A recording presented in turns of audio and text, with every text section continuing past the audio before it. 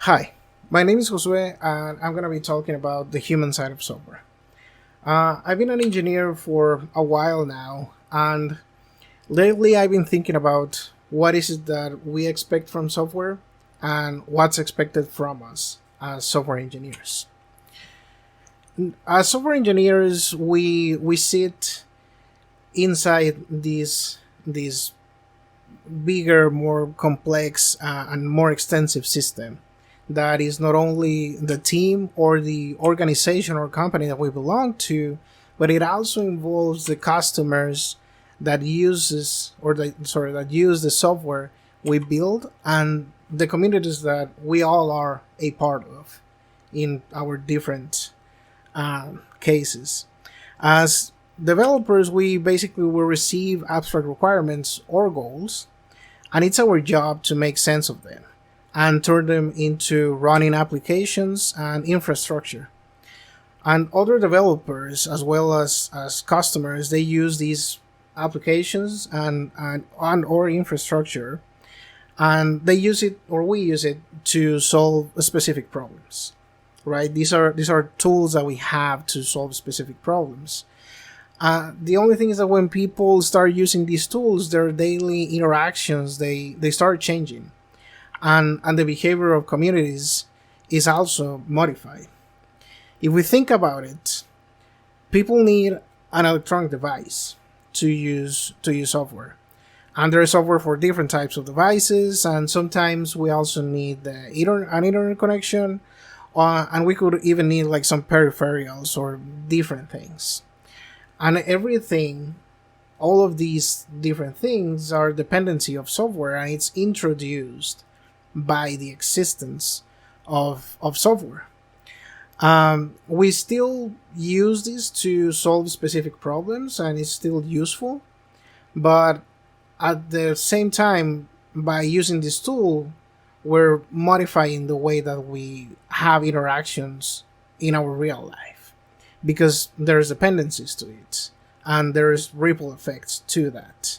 Not everyone has access to an internet connection, or not everyone can buy specific peripherals or electronic devices. So there's already a dependency that's modifying who can use this tool or not.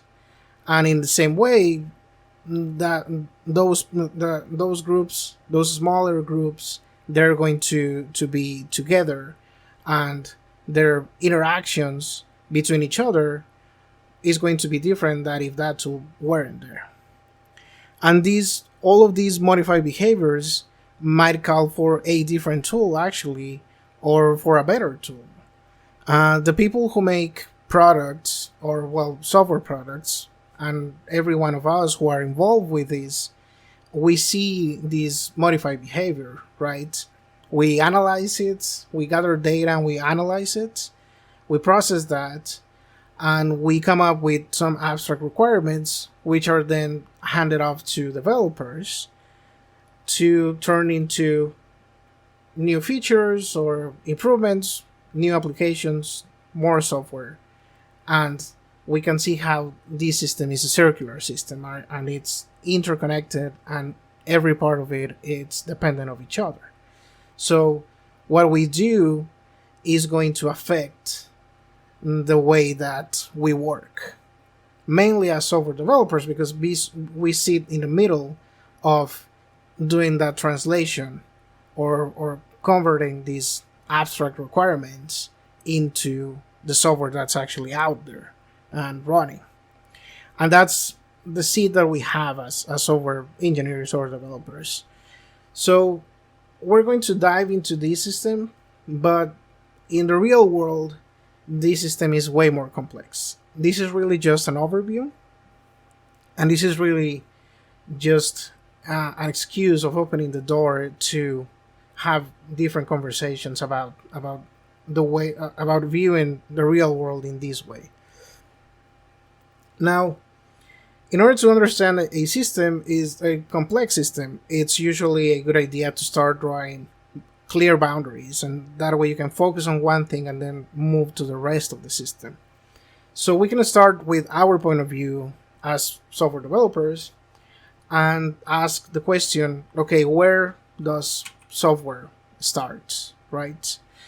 And it's a little bit difficult to really define or say where is it that software starts, because you could be very blunt and then think that, well, or say that let's say that code starts, software starts when we start typing code.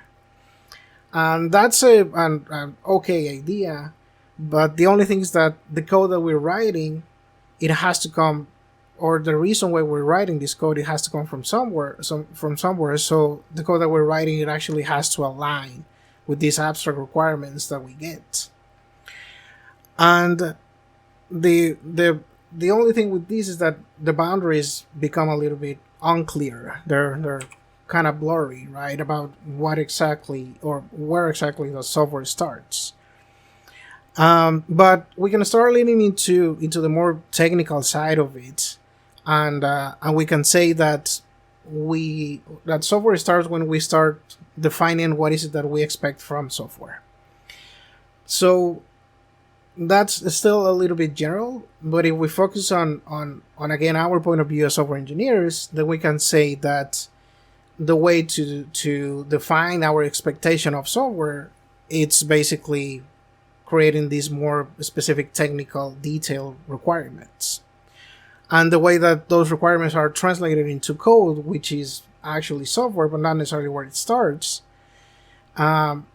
is going to be the way that we write tests.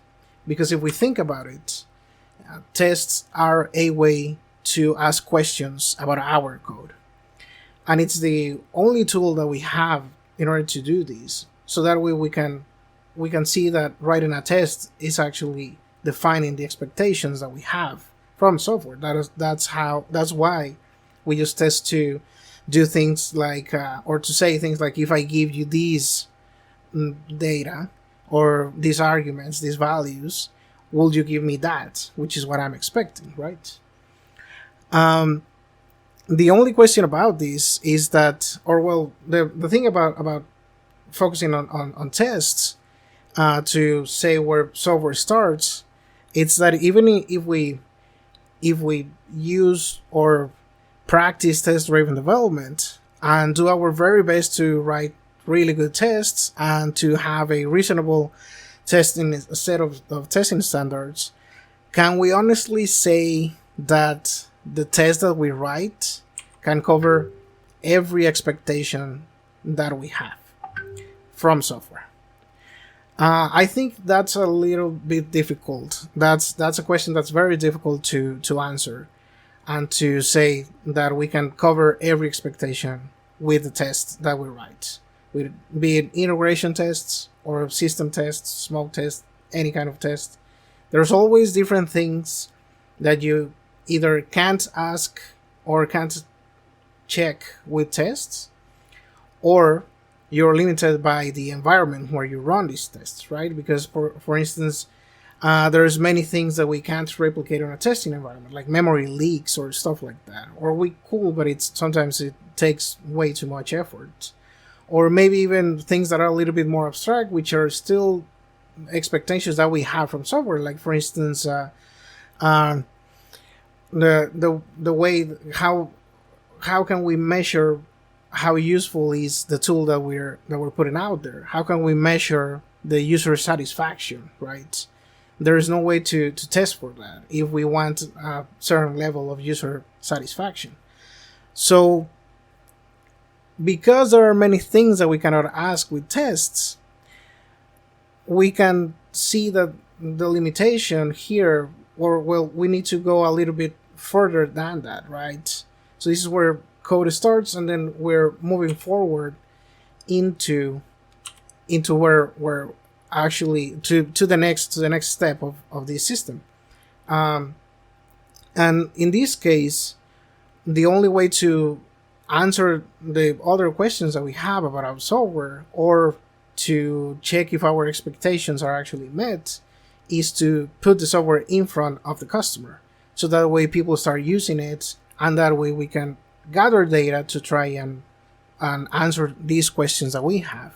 So this is when we move into this movement that we have now, which is about shipping things fast. And the whole idea of this movement is basically to put the software in front of the user. In front of the customer, and by doing that, we are basically asking these other questions that we had, making sure that is this useful? Is this what you're expecting to actually to is this how you expect software to behave? Is this something that you will continue to use, and things like that, right? These are questions that we have, and these are questions that we're putting out there to see if we can answer them. So if we think about it, software is not only a tool to solve a specific problem for the end customer, but it's also a conduit to ask questions about what the customer, or even our developers, because sometimes our developers are the customers, what we all want or need from software. So our expectations, basically. So consequently, the way we develop software has to be aligned with how fast we can or want to ship new updates or new things or whatever we want. And the software we ship is used by the end customer and used by ourselves and our developers, but we still see that the need to get feedback from the customer to answer these questions, it changes the way that we developers and everyone that's involved in building software, it changes the way that we work and the way that we interact with each other, and it creates different communities, and behaviors are changed, because sometimes we need to change our architecture just in order to ship faster, right? And we need, or maybe we need to change the way that our teams are organized or managed. So there are ripple effects of this need of putting software in front of the user. Of course, all of this is from the point of view of like why we want to ship fast. But how do we actually close this circle?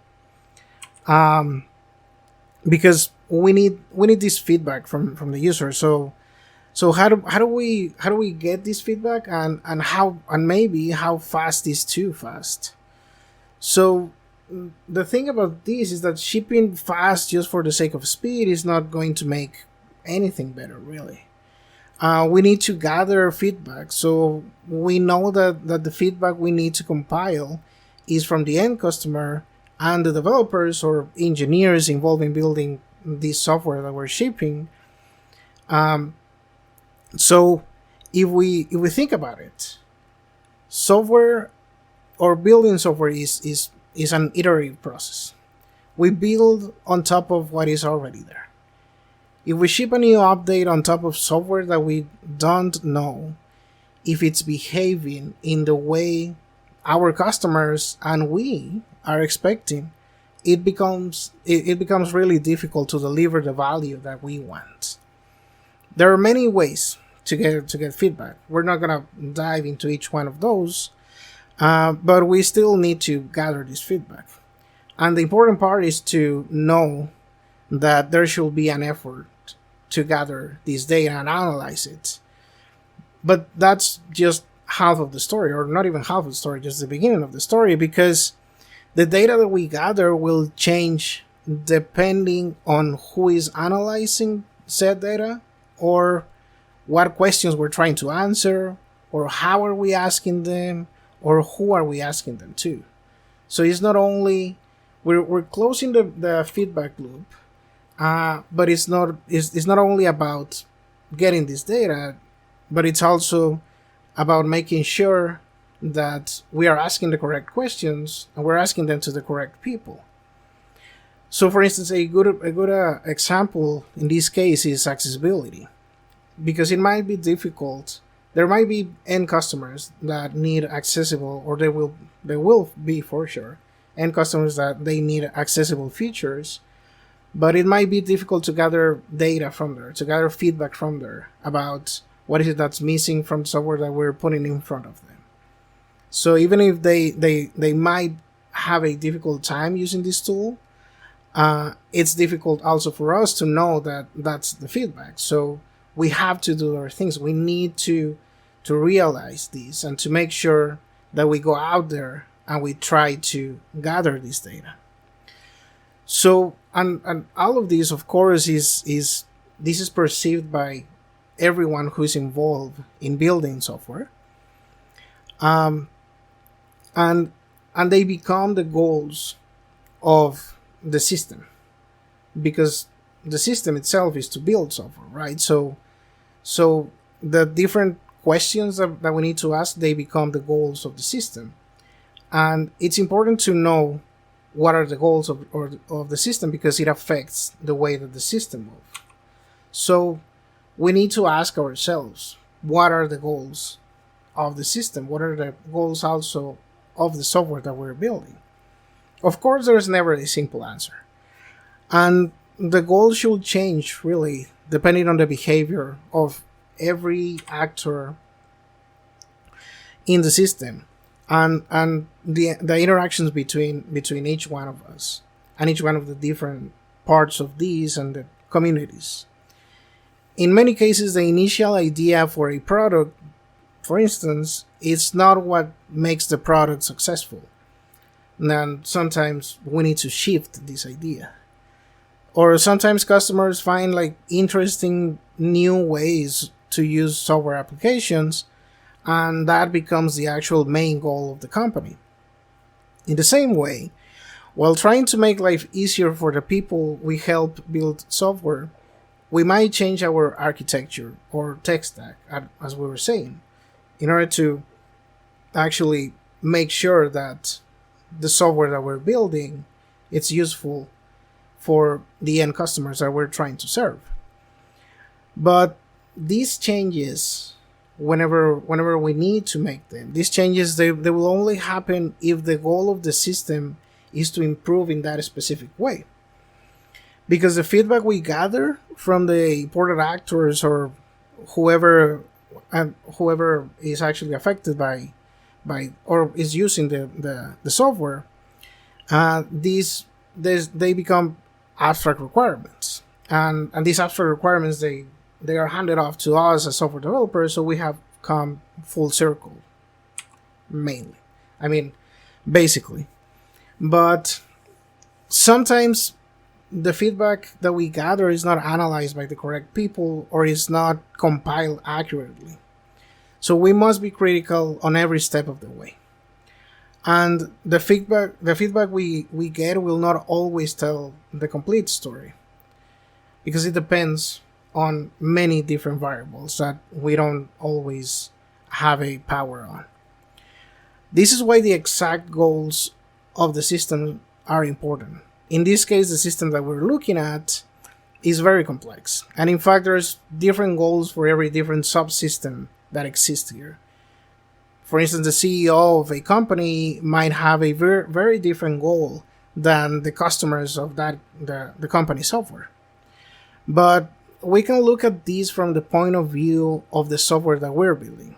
What is the goal of the things that we build? The goal is to have as many, if the goal is to have as many sign-in customers as possible, the way we work and how customers use the software will be hugely different than if the goal is to offer an easier way to find, I don't know, pictures of wild creatures smiling. Right? So depending on these goals, we might even find that we're not asking the right questions to the right people. If the goal of the software we're building is to help as many people as possible, and we're not taking into account people who belong to, say, underrepresented minorities or marginalized communities, then are we even asking the right questions to the right people? Because as software developers or engineers, we can think that we don't have any say on the actual goals of the software that we're building. After all, we're only translators between like abstract requirements again and into software and infrastructure. But the reality is that being in this middle part of everything happening around us, we play an important part in this complex system. Because after all, as we have been saying, or I have been saying, the things that we build also affect the way that we work and the way that we live. So we need to make sure that we are, in fact, moving in the right direction. And that direction, as a whole, it's affected by the goals of what is it that we're looking at, right? So that's important. That's why it's important to make sure that we're asking the right questions to the right people. And these social and technological systems, they are complex, and they are constantly surprising us, really. The behavior is not linear, right? So I mean, it's not linear, so it's difficult to predict. We basically can't predict what's going to happen in the future within this system. Because of this, we have to take a dynamic analysis approach to learn from it. And this is a constant process that it really never ends. It's just every day trying to analyze, and every day trying to learn something, to watch it happen.